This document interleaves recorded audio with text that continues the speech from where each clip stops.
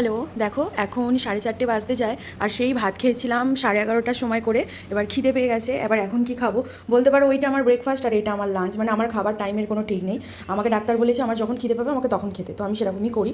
তো এটা ছিল গোপুসোনার প্রসাদটা, আর একটা তরমুজ ছিল, মানে একটা না কিছুটা তরমুজ ছিল, সেটা আমি এখন কেটে নিয়েছি। আর এখন আমি একটা জিনিস বানাবো, এর আগের দিনও তোমাদের সাথে শেয়ার করেছি, চলো আজকেও শেয়ার করি। তার জন্য ফ্রিজ থেকে আমাকে দইটা বার করতে হবে, বাবাকে দই এনে রাখতে বলেছিলাম। মা তুমি কিন্তু এবার টক দই পাতবে। এই দেখো বাপি এনেছে। 1 চামচ কেন, তুমি নেবে খানিকটা। চলো এই টক দই বার করে নিয়েছি, এই গোটা টক দইটাই আমার লাগবে। চলো এটা তাহলে বানানো যায়। চলো আমি এটা কীভাবে বানাই তোমাদের সাথে শেয়ার করি। এই যে এটা কতটা টক দই থাকে জানি না, দেখছি দাঁড়াও। 200 গ্রাম টক দই, সবটা লাগবে না, কিছুটা রেখে দেবো, কিছুটা নেব। তো এখানে নিয়ে নিই। এই যে দেখো এইটুকুনি টক দই আমি রেখে দিয়েছি, এই 1 চামচ কি 2 চামচের মতন হবে, 1 চামচই হবে, রেখে দিয়েছি। আর এই যে বাকিটা নিয়েছি। এবার এটার মধ্যে তো একটু বিট লবণ দিতে হয় বা পিঙ্ক সল্ট দিতে পারো।